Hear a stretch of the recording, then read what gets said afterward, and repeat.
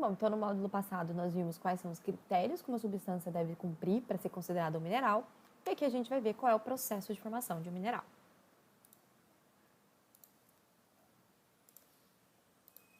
Esse processo é chamado de cristalização.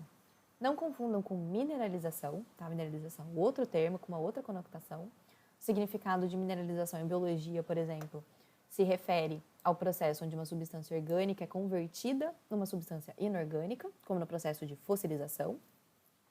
E também é um termo, dentro da geologia, relacionado à geração de acúmulo de mineral com interesse econômico. A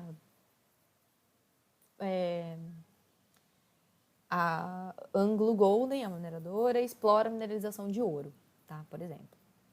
Então, mineralização significa esse acúmulo de mineral de interesse econômico.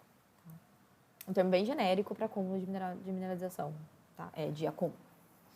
Mineralização acaba sendo um termo bem genérico para esse acúmulo de interesse econômico, tá? Existem outros termos mais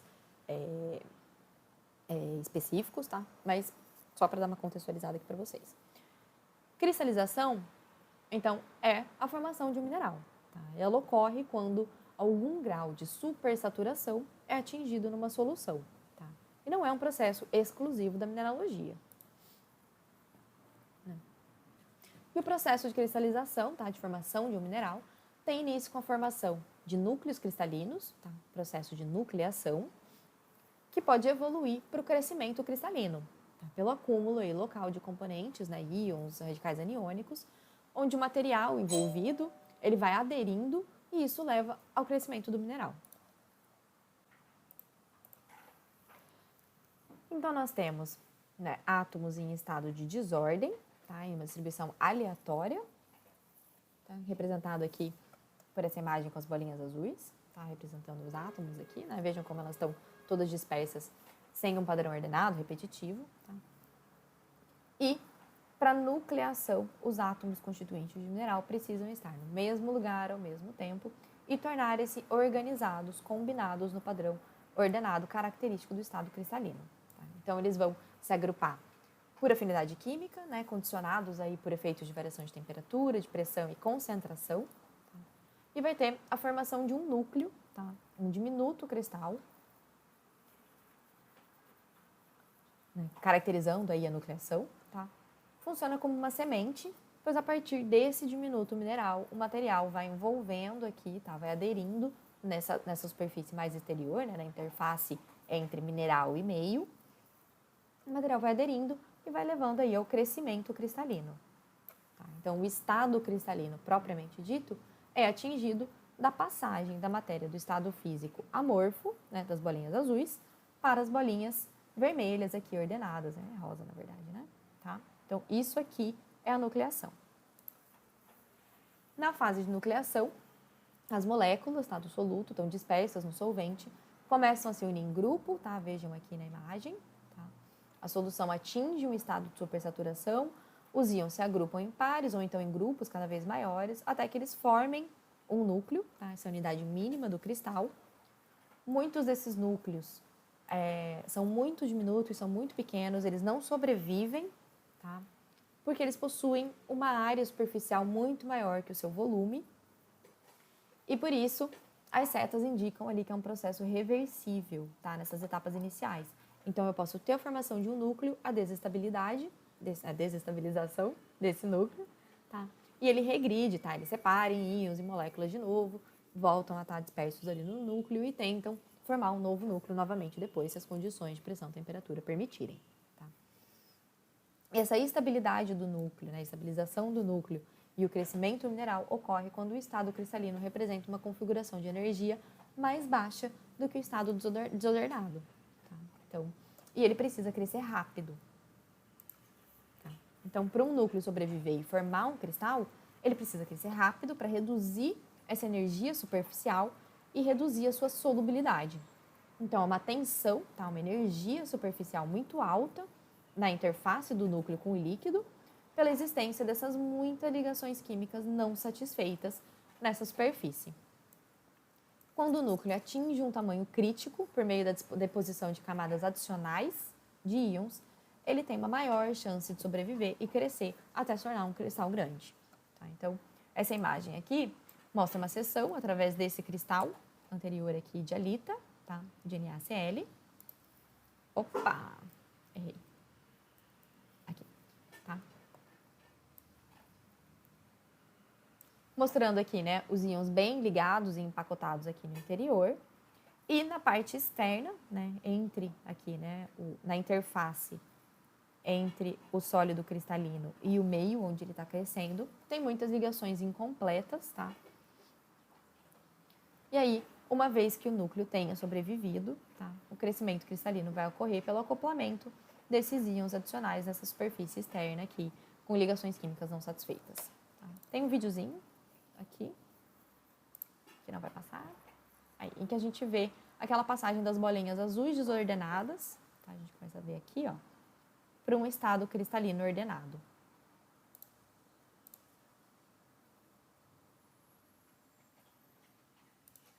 Tá, eu vou tentar colocar de novo, do começo.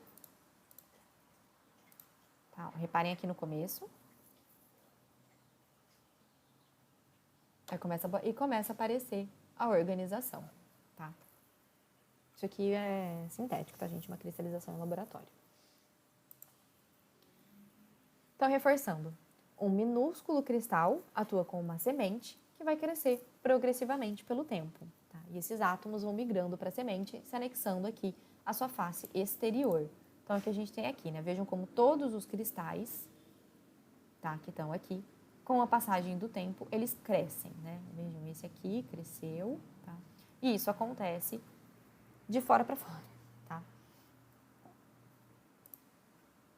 O crescimento do cristal, ele preenche o espaço disponível. E a forma final do cristal é controlada pelos seus arredores, pelo espaço disponível. Quando os cristais se desenvolvem em espaços abertos, amplos, vão formar faces cristalinas bem formadas, como é esse aqui na imagem da esquerda. Tá? Vejam que o mineral vai crescendo, né? Tem aqui a indicação do núcleo, ele cresce para fora e vai formando essas faces bem formadas aqui, bem geométricas. Tá?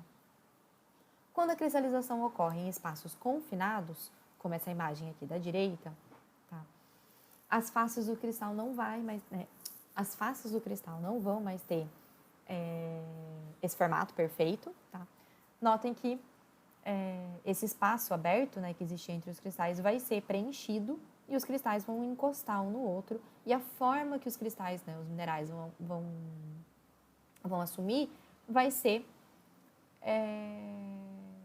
determinada por esse contato entre um mineral e outro. Aqui eu coloquei um vídeo de uma cristalização em laboratório, né, mostrando esse crescimento mineral. Vejam como o cristal azul aqui vai crescendo e vai consumindo o líquido, tá? Então, o líquido está solidificando, né? Então, a disponibilidade química vai sumindo. E vejam que os cristais vão crescendo e quando eles encostam um no outro, o crescimento naquele lugar cessa, tá? A partir do momento que eles encostam um no outro, tá? É o que a gente tem aqui, por exemplo. Tá? Ele encostou e ali eles pararam de crescer, eles continuam a crescer em outro lugar, porque não tem mais espaço para eles crescerem. Lei da física, né? Dois objetos não ocupam o mesmo lugar no espaço. E vejam que esses cristais aqui, eles mantêm a sua forma, né? Até iniciarem contatos com outros cristais ao redor. Que é aqui, né? Na figura 2. Tá?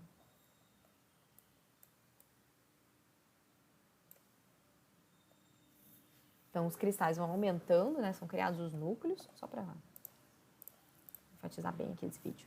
São criados os núcleos, os cristais vão aumentando até que acabe o espaço e acabe a fonte dos elementos químicos, né? Que é o líquido aqui, azul nesse caso. Sem espaço, as faces dos diferentes cristais se tocam. Muitas vezes, ele acaba não formando faces cristalinas, assim, bonitas, geométricas. A taxa de crescimento do mineral é que vai determinar quais faces vão se tornar proeminentes em um cristal e quais vão ser mais comuns. Tá? Então, a taxa de crescimento não é uniforme em todas as direções e ela vai estar relacionada à densidade de pontos reticulares na estrutura cristalina. Isso também a gente vai entender um pouco melhor mais para frente. Mas as faces mais prováveis de serem formadas são as paralelas ao plano da estrutura cristalina. Tá? Então, no exemplo da figura ali da estrutura cúbica da halita, tá? Seriam essas faces aqui mostradas em rosa, tá? Que eu fiz ali o quadrado para vocês. Tá? Então, o processo de um crescimento de um mineral, né, durante o desenvolvimento a partir de um núcleo até um cristal maior, ele vai mudar a sua forma externa, por conta dessas diferentes ambientes atômicos, diferenças nas energias superficiais que vão resultar em diferentes taxas de crescimento. Tá? São as taxas de crescimento mais lento que ficam evidenciadas na morfologia do cristal, porque elas não mudam muito. Tá? É o que a gente está vendo aqui, se o videozinho tocar de novo. Tá? Durante o crescimento de um núcleo que era originalmente um octaedro, tá? Com o crescimento pela adição de materiais nas faces, com pouca ou nenhuma adição nos vértices, essas regiões se desenvolvem até acabar como faces de um cubo. Tá? É o que esse esqueminha também aqui está mostrando. Tá? Então, conforme você vai anexando átomo nessa face, ela vai se desenvolver até formar um cubo, que é a face que tem menor taxa de crescimento. Tá? E a superfície externa de um núcleo, tá? Representa uma superfície de ligações químicas não satisfeitas, de alta energia, já falei isso para vocês. E essa energia é diminuída quando um átomo se fixa nela. Né? Então, quanto de energia que vai ser liberada depende de onde essa fixação acontece. Olhando aqui nessa figura, tá? Tenho ali em mente que isso aqui está em uma escala atômica, tá? Essas irregularidades de degrau, terraço e canto geralmente não são sentidas ou vistas por nós a olho nu, mas às vezes a gente consegue identificar algumas coisas sim, se elas são muito proeminentes, tá? Se elas acabam representando defeitos nas faces dos cristais. Mas só foquem aí no degrau aqui, por exemplo, tá? Essa posição aqui do degrau é a posição onde o cristal pode perder mais energia por meio da fixação de íons adicionais. Porque a energia de fixação ela vai ser maior nos cantos, tá? Intermediária nas arestas e menor no meio, tá? Então aqui no terraço. Então se um átomo se acopla aqui, o cristal não vai perder tanta energia superficial quanto seria aqui nesse canto, tá? Nos vértices, ou aqui na aresta.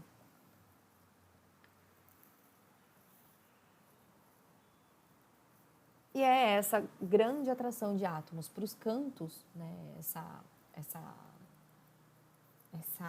maior perda de energia que leva comumente ao crescimento rápido nessas direções. Então, voltando aqui para o nosso videozinho do crescimento mineral, as faces octaédricas crescem relativamente rápido, tá? E assim os vértices e os cantos do cubo vão sendo construídos por adição de material, enquanto pouco material é adicionado à face cúbica porque é um terraço. O crescimento cristaliza, ele minimiza essa energia, fazendo as faces de alta energia crescerem preferencialmente. À medida que o crescimento avança, as faces de rápido crescimento desaparecem, né, literalmente somem, enquanto crescem, elas vão sendo englobadas, na verdade, nas outras faces de crescimento mais estável. Tá? Vejam que depois, isso aqui é legal de falar, vejam que depois que as faces do cubo se desenvolvem, o crescimento do mineral não é muito significativo. Tá? Ele torna-se mais lento, tá? A adição de novo material, novos íons, passa a ocorrer inteiramente nas formas de crescimento lento, né, de mais baixa energia, então o mineral não cresce tanto. Tá. E a gente percebeu, então, né, com essa finalização, que a cristalização como origem de um mineral, ela vai estar condicionada aos ingredientes, né, quais vão ser os elementos químicos envolvidos e as condições físicas reinantes, tá? Ou seja, qual a temperatura e qual a pressão no ambiente de formação. Então, diferentes condições de pressão e temperatura combinadas com mesmos elementos químicos vão resultar em minerais diferentes. Diferentes elementos químicos submetidos a condições de pressão e temperatura diferentes vão resultar em minerais diferentes. Tá? Cada mineral é formado sob uma condição físico-química específica, ou seja, cada mineral vai ter um determinado range de temperatura e pressão e concentração dos elementos químicos que vão ser condicionantes para a sua cristalização. Assim, minerais que são originados no interior da Terra, em profundidade, com elevadas temperaturas, elevadas pressões, vão ser minerais geralmente diferentes daqueles que são formados na crosta, na sua superfície. E eu estou enfatizando que é a formação de mineral. Mineral formado em profundidade pode ser encontrado na superfície da Terra, tá? Mas essa exposição, essa mudança de ambiente ocorreu depois da sua formação. Tá? E aí, minerais podem se manter imutáveis nas condições, né, superficiais ou não, mas aí é outra história. Tá? Mas aí os minerais também podem se manter imutáveis até que as condições ambientais atinjam os limites da sua estabilidade. Tá? E a partir daí, eles vão ser substituídos por outros mais estáveis sob as novas condições. Isso não acontece só na superfície terrestre, não. Isso acontece em profundidade também. Se eu pego... se eu não, né? Se a dinâmica interna da Terra submete um mineral que foi lá formado a 5 gigapascal e 800 graus Celsius e submete ele a uma temperatura de 200 graus Celsius a 1 kbar de pressão, ele pode ser que saia do seu campo de estabilidade, tá? Essa estrutura química não é mais estável nas novas condições de pressão e temperatura e o mineral vai desestabilizar. E isso pode acontecer no interior da Terra. Tá? E pode ser que pegue um mineral formado a 1 kbar, a 200 graus Celsius de temperatura, seja submetido a 5 de pressão e 800 graus de temperatura, e isso também vai reestruturar tudo, tá? A disposição dos átomos, vai forçar uma nova organização interna, configurando um novo mineral com outras propriedades físicas, com outras propriedades químicas. Tá? Alguns minerais possuem limites de estabilidade muito amplos e são praticamente imutáveis. Outros vão ser mais instáveis por possuírem limites mais restritos de estabilidade, tá? Condições de pressão, temperatura e quimismo muito específicos. Bom, eu estou falando aqui, né, de mineral, de cristal, de forma. Com esse raciocínio, tá, de crescimento mineral, de forma, principalmente em relação à disponibilidade de espaço e tempo de crescimento mineral, a gente consegue entender por que alguns minerais têm uma forma bem definida, tá? Vão formar o que comumente a gente chama de cristal, tá? Com faces cristalinas bem desenvolvidas, como é o exemplo desse aqui. Tá? E outros vão ter um formato mais irregular, como é o exemplo aqui da direita. Do esqueminha que eu mostrei anteriormente lá do crescimento mineral, a gente vê que quanto mais espaço disponível, tá? Menos competição entre um mineral e outro, maior o mineral e mais faces bem definidas ele vai tender a ter. Tá? E aí, outra condicionante é o tempo, tá, de cristalização. Quanto menor o tempo, menor será o tamanho e mais irregular tenderá a ser a sua forma. Tá? Então, por exemplo, se eu tenho uma rocha com muitos núcleos formados e esses núcleos vão crescer. Eles vão competir por espaço, então a rocha vai tender a ter minerais com as faces não tão bem formadas, tá? Vão formar minerais com formato mais irregular. Se eu tenho numa cristalização, né, de uma rocha poucos núcleos espaçados, esses núcleos vão ter espaço, disponibilidade química para crescer e formarem minerais bem cristalizados, minerais com faces bem formadas. Tá? E o tempo também. Se eu tiver uma nucleação rápida e um pouco crescimento, pode ser que desenvolvam minerais irregulares. Então, o que acontece se a gente tem muito espaço disponível e muito tempo com as mesmas condições reinantes de pressão, temperatura e quimismo? Tá? Acontece o que acontece na Cueva de los Cristales. Tá? É uma caverna situada na mina de Naica, no estado mexicano, né? no país México, tá? No estado de Chihuahua. Tá? É uma caverna que está localizada a 300 metros de profundidade. Ela tem aí dimensões de 10 por 30 metros. E contém alguns dos maiores depósitos mundiais de prata, zinco e chumbo. Mas o mineral que está em destaque aí, que vocês estão vendo, não é bem o ramo de atuação da mina, não. Tá? Em Naica, são encontrados os maiores cristais naturais de selenita do mundo. Selenita é um sulfato de cálcio hidratado, tá? É uma variedade de gipsita, que é um mineral, aí, quando hidratado, forma selenita. Tá? O maior cristal, tá? Aqui a gente tem uma pessoinha com um macacão laranja, aqui, tá? Servindo como escala. E vejam aqui o tamanho, as dimensões desses cristais. Tá? E o maior cristal encontrado por lá tem 11 metros de comprimento e pesa em torno de 55 toneladas. Aí, só como uma curiosidade para vocês, tá? A temperatura aí chega a 50 graus e a umidade do ar é de cerca de 100%, tá? É um nível que faz com que os fluidos, né, do ar atmosférico se condensem nos pulmões. Então, é preciso usar esse equipamento aqui adequado, com gelo aqui nas costas, para ir resfriando o ar e tirando essa umidade, tá? Para não dar problemas respiratórios, tá? Embolia pulmonar. Mas aqui, como que foi formado esse depósito, tá? Que eu esqueci de falar. A mina de Naica, ela está localizada acima de uma câmara magmática, tá? O que é uma câmara magmática? É um depósito, tá? É um bolsão de magma em profundidade. Tá? Então, ali tem magma, rocha derretida, né? Rocha fluida, rocha fundida, tá? Então, ali geram condições necessárias para a formação desses cristais. O enorme calor que está gerado pelo magma, tá? Ele está abaixo da caverna, tá? Isso há muito tempo atrás. Tá? E o calor gerado por esse magma aqueceu a água que se encontrava retida nessa caverna, tá? E ficou saturada e impregnada por diversos minerais dissolvidos. Essas câmaras, elas ficaram submersas, tá? Por aproximadamente 500 mil anos, e durante esses 500 mil anos, a água se manteve a uma temperatura de 50 graus Celsius e permitiu que os cristais crescessem e tomassem essas dimensões elevadas. Tá? Então, vejam aí que durante 500 mil anos, as condições de pressão, temperatura e quimismo se manteram estáveis e, por isso, esses minerais cresceram tanto. Tá? E esse calor, né, veio aí 500 mil anos da câmara magmática. E, gente, processos geológicos são processos extremamente lentos. Tá?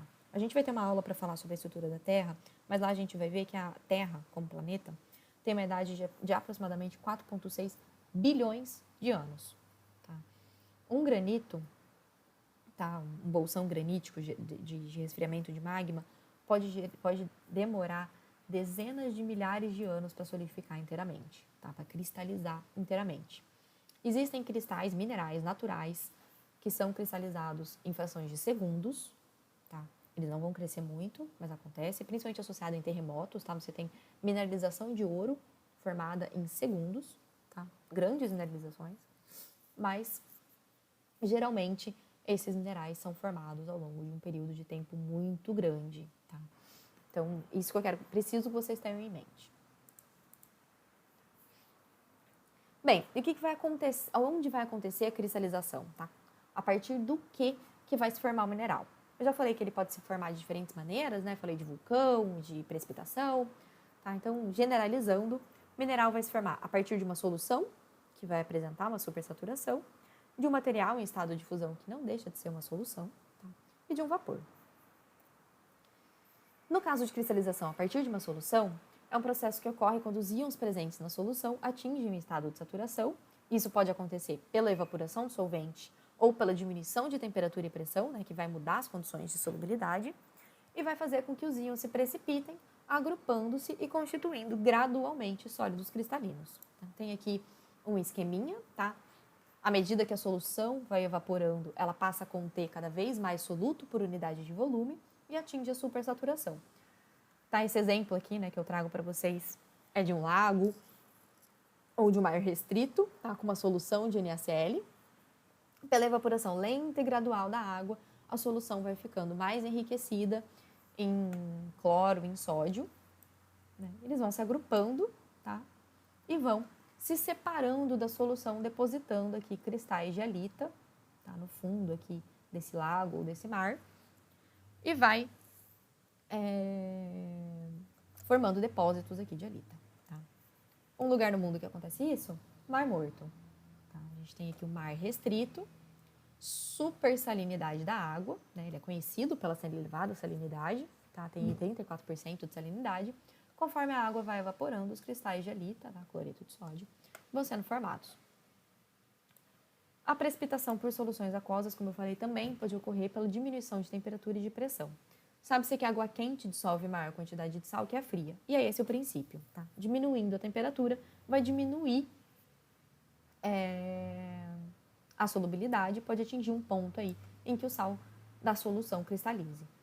E com a pressão, tá? Acontece alguma coisa parecida. Quanto maior for a pressão que uma solução está submetida, maior a quantidade de sal que ela pode manter em solução. Tá? Diminuindo a pressão de uma solução saturada, produz-se a supersaturação e, como consequência, a cristalização vai acontecer por um mecanismo idêntico ao da cristalização por evaporação. Tá?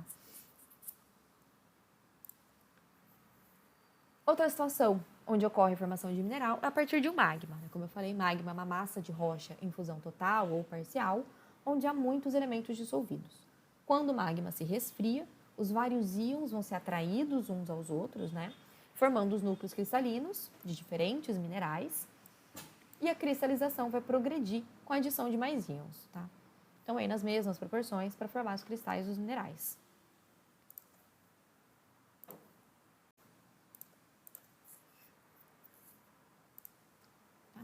Uma vez iniciado esse processo de cristalização de um mineral a partir de um magma, a sua formação vai acabar sob 3 condições.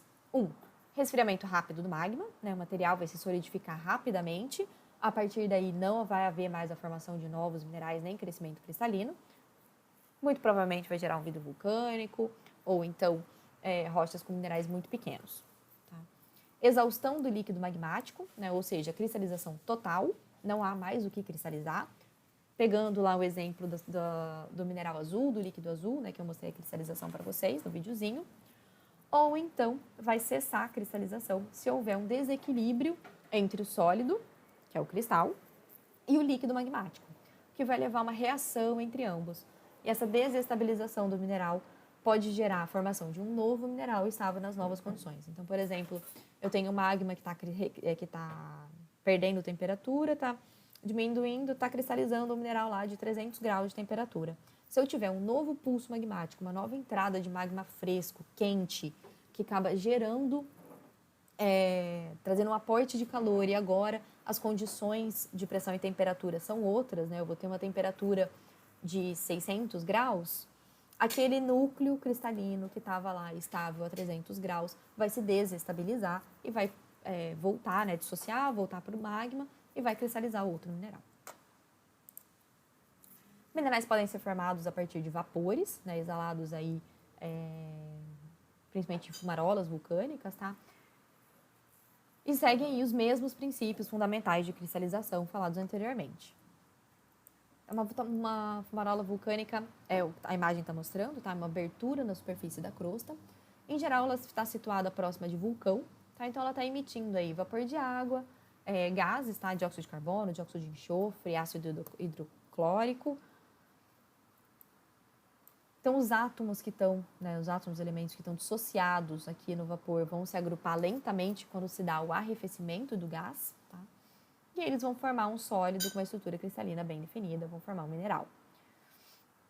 O exemplo que eu trago aqui para vocês é a formação de cristais de enxofre, tá? Formados aqui pelo resfriamento dessas fumarolas vulcânicas.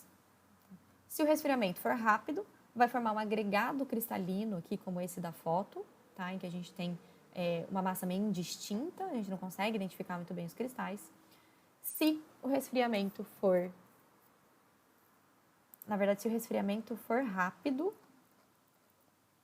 vai formar, e se for lento, vai ter a formação desses grandes cristais aqui, com as faces bem definidas. Tá? Sólidos amorfos, né, mineraloides, tendem a se tornar sólidos cristalinos com o tempo, através de um processo chamado de devitrificação. Esse processo ele acontece por difusão, tá? É um processo físico em que substâncias são transportadas de uma região mais concentrada para outras menos concentradas. E esse é o processo que consegue vencer a enorme viscosidade do meio sólido, tá? Então os íons ainda conseguem, né, por difusão, se movimentar aqui, formar núcleos cristalinos e gerar crescimento mineral. Tá? Mas por que a matéria que já é sólida vai tender a se tornar cristalina? Lembrando aí da questão de estabilidade, de energia potencial, né? A forma cristalina confere uma maior estabilidade, porque a matéria está sempre em busca do seu menor estágio de energia potencial. Tá? Então, a tendência para a cristalização acaba sendo tão grande que os átomos conseguem vencer a viscosidade do meio sólido. No caso aqui da obsidiana, né, que eu trouxe o exemplo para vocês, né, o vidro vulcânico, ela devitrifica com o tempo, né, pela hidratação, né, aqui da umidade do ar, tá? Ela hidrata aqui quando exposta, né, na atmosfera do ambiente e forma esses pequenos núcleos aqui cristalinos, tá? Isso aqui é cristobalita, tá? Só de curiosidade. E vocês podem achar aí em comércios de rochas e minerais como obsidiana floco de neve, tá? Como ela fica aqui com esses pontinhos esbranquiçados.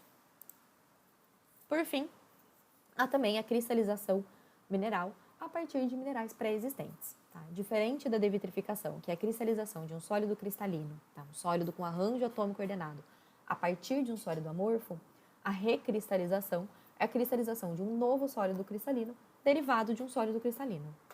Esse processo ocorre quando os minerais são colocados em condições de pressão e temperatura diferentes das condições em que eles foram formados, ou ainda pela ação de fluidos quimicamente ativos que vão alterar as condições de estabilidade química do mineral, porque eles vão mudar as concentrações químicas do meio. Né? E lembram que eu falei que pressão, temperatura e ingrediente, quantidade do ingrediente, né, da composição química, eram condicionantes de que mineral ia se formar.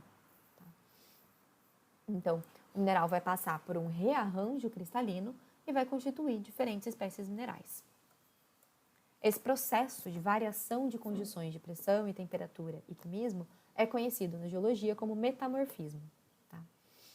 Então, a gente tem aqui, né, nesse exemplo, começa aqui no quadradinho 1, em que a gente tem o mineral A, branquinho, e o mineral B, amarelo, formados estáveis a condições de pressão 1 e temperatura 1. Esses minerais são, então, submetidos a novas condições de pressão 2 e temperatura 2, tá? Pode ser uma temperatura maior, uma pressão maior, em que A se mantém estável, tá? Mas B não é mais estável. Então, o que vai acontecer? Vai ser formado aqui, né, na parte mais exterior do mineral, uma reação e ele vai começar a cristalizar aqui um mineral mais estável, que é o mineral C. Pode ser que isso evolua de tal ponto em que a nossa rocha, que anteriormente era constituída pelos minerais AB, vai passar a ser constituída pelo mineral AC, tá? Em que B não é mais estável nessas condições, ou então ela pode ser constituída por ABC, tendo aqui um núcleo de B, tá? Guardado ali com essa auréola de C. Tá? Isso aqui está mostrando que as condições de evolução, o tempo interrompeu, tá? Essa evolução aqui. Se elas tivessem continuado submetidas a pressão e temperatura aqui, P2 e T2, todo o mineral B teria desestabilizado e gerado um C. Tá? Mas aí, já que a gente está falando de rochas metamórficas, né, e metamorfismo, esses e outros termos a gente vai falar no próximo módulo.